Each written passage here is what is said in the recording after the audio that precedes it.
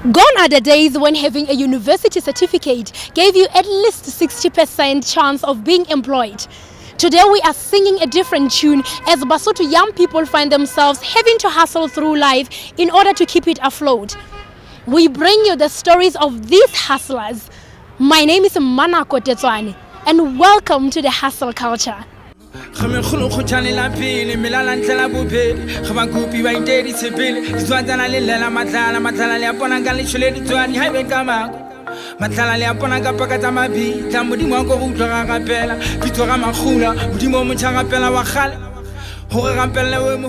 Our very first guest is one of a kind. He's a graduate from the National University of Lesotho and was one of the presenters at the campus radio station Dope FM. He's a phenomenal master of ceremonies and has changed the world of fashion for the corporate world, for weddings, graduations, you mention it. He's a diehard, a force to be reckoned with, and his passion for elegance and fashion is radiating through all social media platforms. And here to share with us about his hustle is Ntate Lefa Khanare. Ntate Lefa, welcome to Hustle Culture. Thank you very much, man. Thank you for having me. No, thank you for allowing us to be here so that you can share your journey, especially in business. Yeah. So you are now going to have this business talk. Tell us about your business. Why are you in business? I'm in business for money.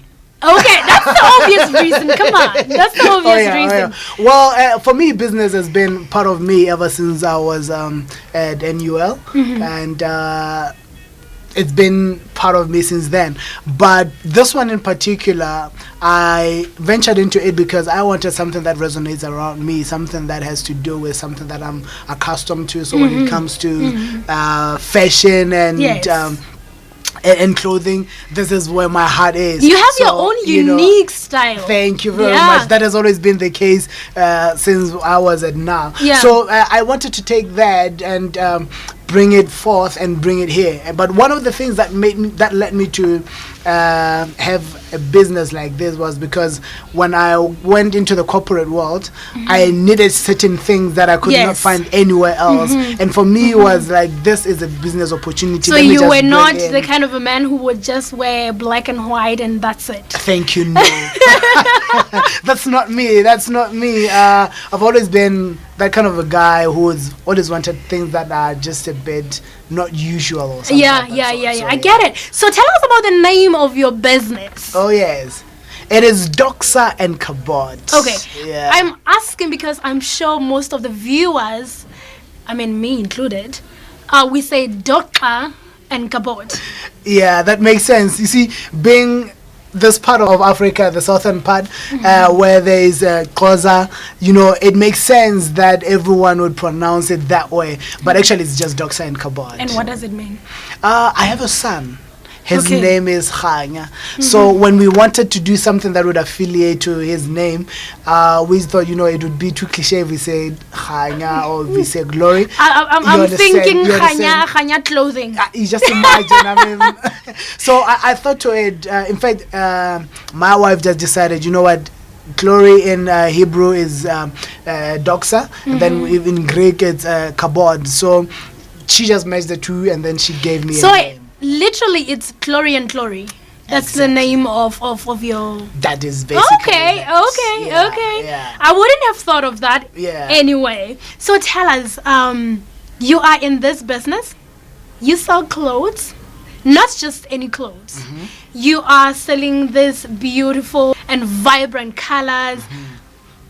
Who is your market? Like, who is your client? Who buys this? When I started the business, I was targeting young guys like me who just found a job, so they wanted to look nice. But when I ventured more into the business, and then I realized, you have your people. In fact, from those people who are going for prom, graduations, you got weddings, sometimes you got gala dinners and all those events that like Bodeb in July, the strawberry carnival. So you wanted something that would incorporate everyone else. So actually my market is quite broad. I wouldn't really put them in a box and say these are my market, but for everyone who is in search for elegance, like you said, then they find room and home here at Doxa and Kabod. Okay, I'm very curious. you studied at NAL, Yeah. which definitely means you did not study anything about fashion. So I would I would like to know, like, what's your background? What did you study at NAL? I did my biology and chemistry. I am very out. good at, Hubuaditadi and all of that. So actually, I know nothing about fashion. Yes. Except the only experience that I had with fashion was, when something is part of you, you always have your own way of doing things, your own style of wearing. So that has been the case.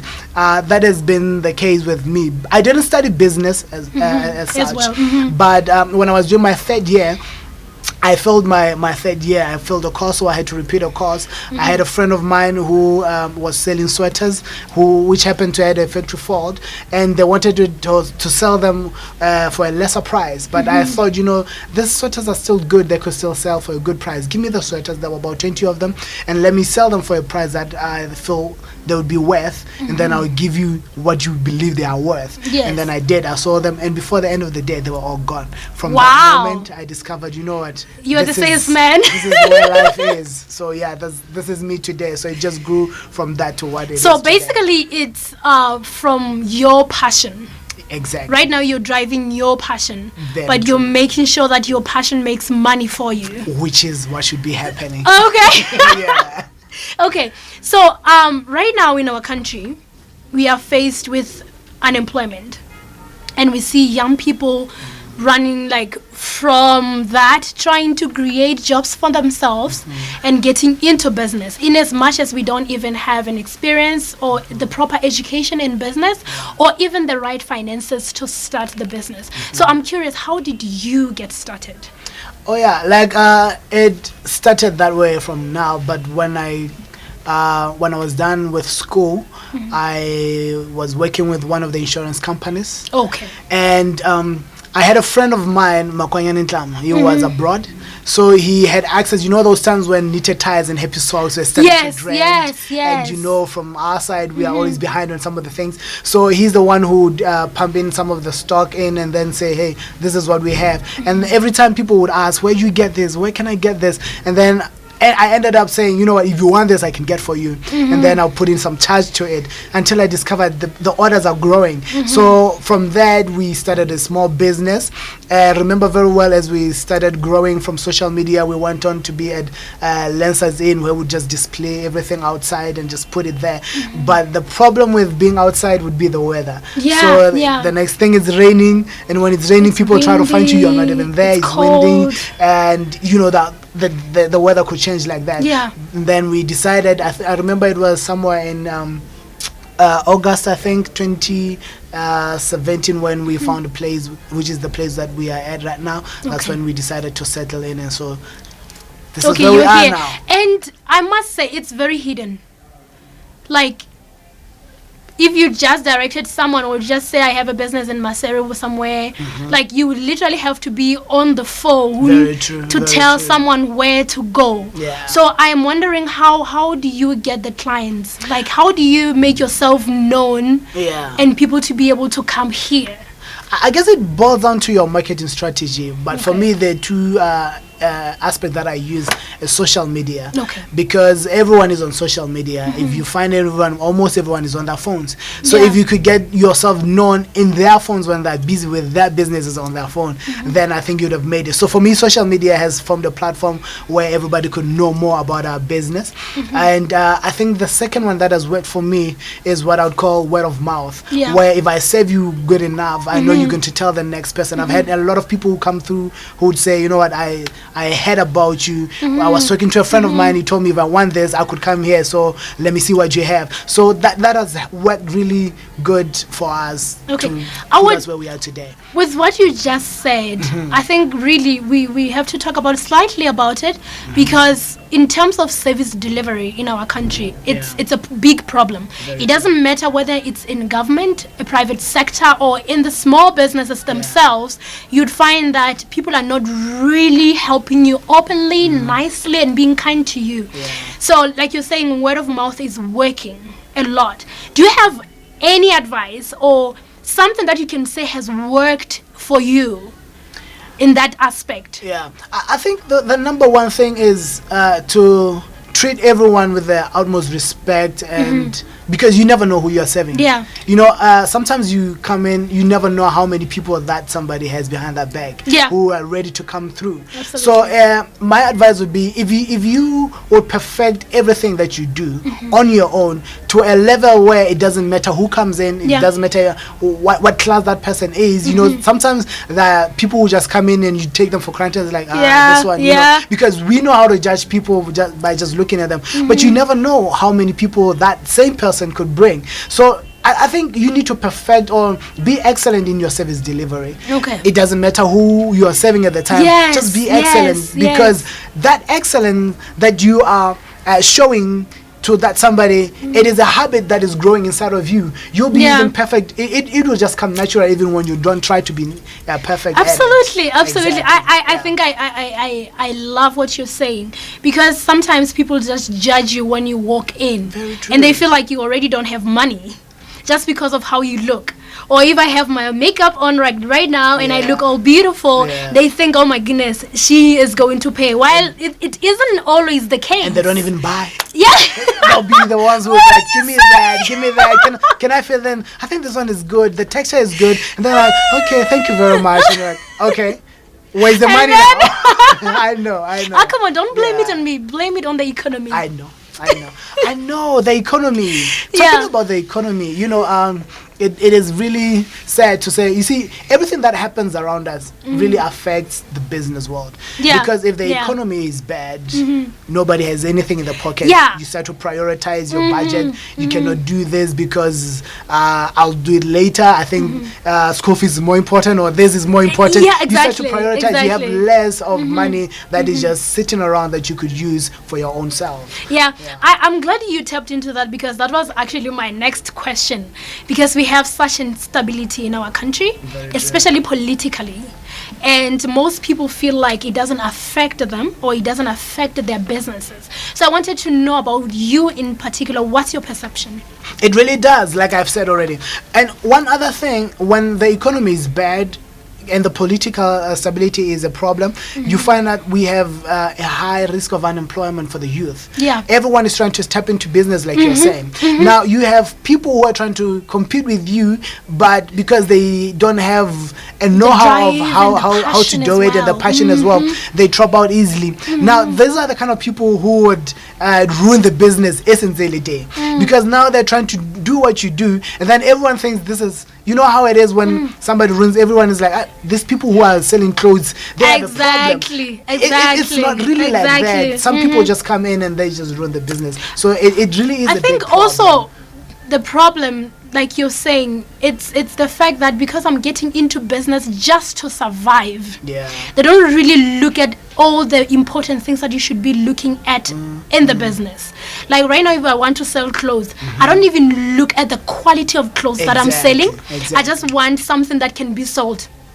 And we don't realize how that impacted the whole clothing industry. It really does. Yeah. That's a huge problem that we have right there. So I think even the fact that we are never taught on how to manage a business, or we don't, I think we don't really tap into the know-how of studying a business.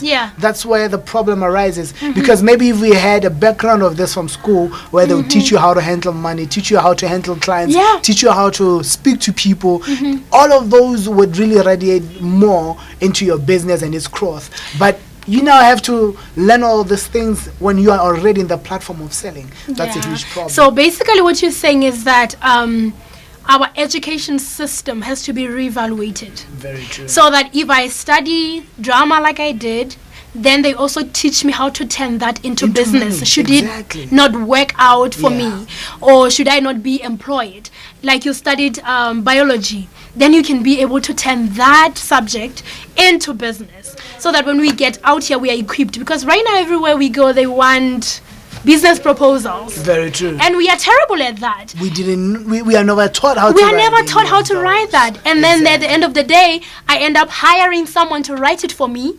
And when I go for an interview or to go to meet the potential investor, and they ask me about this proposal, which I did not write, I hired someone, then I can't answer anything because I'm like, what did Ndadelefa say about this? I forgot what he. That's what the huge problem is. But if maybe we had business studies taken on a bigger note than it is now, then it would really offload the unemployment rate from the government, because people would start more businesses and there wouldn't be a hustle of trying to find a job. Absolutely. Everyone will create a way of making money everywhere, in every aspect where they are at. If you are in photography, if you are whichever industry that you are in, if you are doing your business, Food, if you are in, you create something out of that. So we would be having a lot of people. We would be having problem with who to hire, because everyone would be busy. Absolutely, you didn't even know who to hire now. Yes, so that would be. I think that would be a nice crisis. Imagine we're having a business, you don't even know who to hire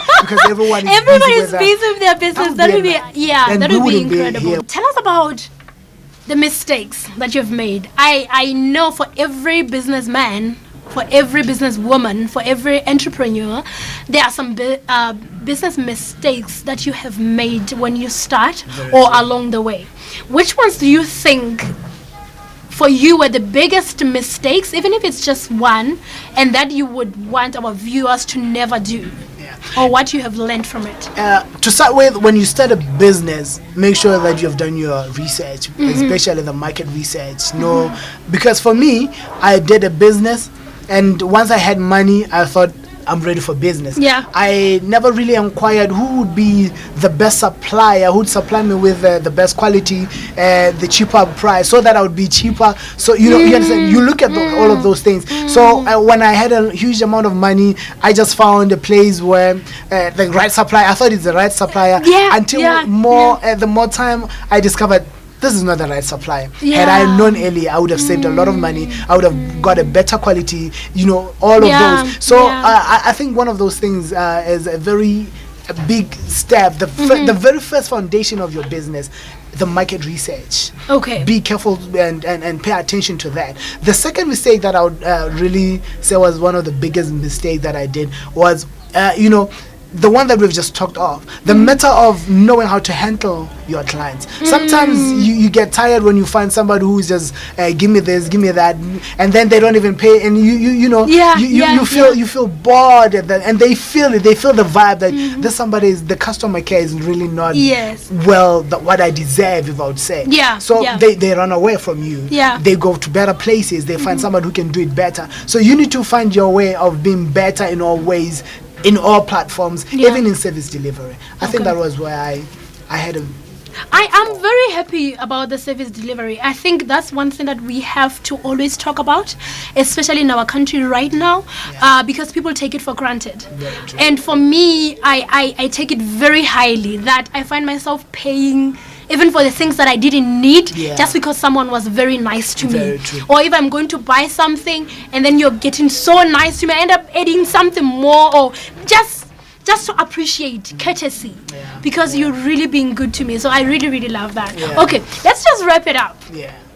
Tell us, where do you see yourself in the next 5 years, 10, 15, like the long-term goal? Where is Dogsa and Gabot going?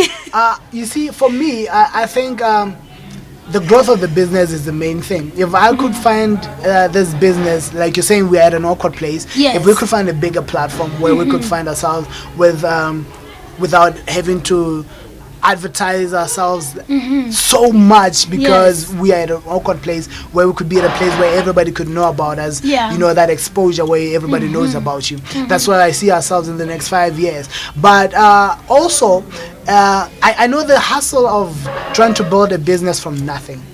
So I see myself as one of a few people in this country who will be investing in small businesses, because this is the cry of my heart. I know that the suffering of hustling without enough capital where if I had money I could do this, but I can't. So I want to give back to people who started like me. I want to see myself in the next 5 years being able to give back to somebody and invest in small businesses where I could say, you know what, let's make this bigger. So in a nutshell, speaking of investments, are you yourself looking for investors to grow your business? That's a very critical question, and for some time in a few years I used to think, I can do this on my own. Yeah. But when you get into the industry, you see that not everything needs to be done alone. Yeah. So in a nutshell, what I'm trying to say is, I think I am at a stage where I could say, yes, I really appreciate the value of investors in this business, because when you're trying to do everything on your own, you have the will, you have the vision, you have the passion, but you also need help from somebody who can say, you have all that, but I have the financial muscle. That way, it would get you there faster than when you're trying to do it on your own. That's the first thing. Second of all, we are in a world of competition. If you delay to pick up, somebody might just pass you, and then you might find yourself being in a point where somebody's doing what you're doing, even doing it even better, while you arrived in the industry first. But because you didn't have the financial muscle to do it, then somebody does it better. So yes, in a nutshell, yes, I really do see. Let's talk numbers. How much do you think you need to get you to the standard that you want? I just wish money was made simply. Truth is, I need, for me, when I sat down and having done all the business plan and everything, I wouldn't say around 3 million. Why? Because I know it's a lot of money, but looking at where we want to get to as Dr. and Kabod, we see ourselves as a brand. We want suits that are tailored and made, and we have a sticker there. We have that pride of saying this is Dr. and Kabod, made by us. You understand? So for all of that to be accomplished, finding that place that we want and all of that, we think if we would have that amount of money, we could say, something better could come out. What if someone comes and say, hey, I know you want 3 million, but I have 500,000? Would you be able to take that particular person? That's why we have shares. If you have 500,000, then you get you are certain more than amount welcome. of shares. It's better than nothing. Okay. You understand? Yes. They say have a love is better than no bread. Okay. Yeah. One another thing. Are you looking to collaborate in this way? Let's say someone says, I tailor suit. I make them myself, but I'm not very good in selling them. What if I become your production house?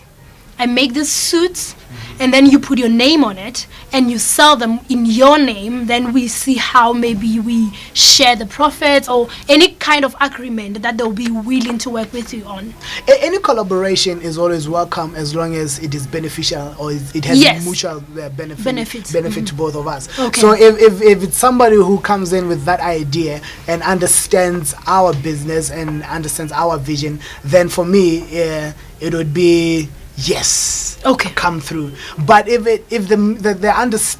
we fail to meet the mutual understanding of what we are doing, or maybe on numbers, because that's where most of the time we fail. Numbers. You find somebody who wants to do with you, but now at your own expense, then that would be a problem. But collaborating is not a problem. Okay. Thank you so much for your time. It's been very incredible, and we thank you really that you're willing to share about your hustle, and we wish you good luck. Thank you very much for having me, Matt. Thank you so much. All right. As Abraham Lincoln says, things may come to those who wait, but only the things left by those who hustle. I am Mana Kotetswan, and thank you so much for joining us today. Until we meet again on the next episode of The Hustle Culture. Home. Khomekhulo khutshane la pele melala ntlela bobedi ga ba kopi ba intedi tsepele ditswatsana le lela matlala le apona ka le tshole ditswani ha be ka mako matlala le apona ka pakatsa mabitla modimo wa go utlwa ga gapela pitso ga magula modimo mo tshanga pela wa gale hore gampela we moholo je ga mojagwa tshito tsa batho ha be ka mako tlatla matsholo se le sa pula tlatla metswe tsekeledi ne sa pula matlopotlop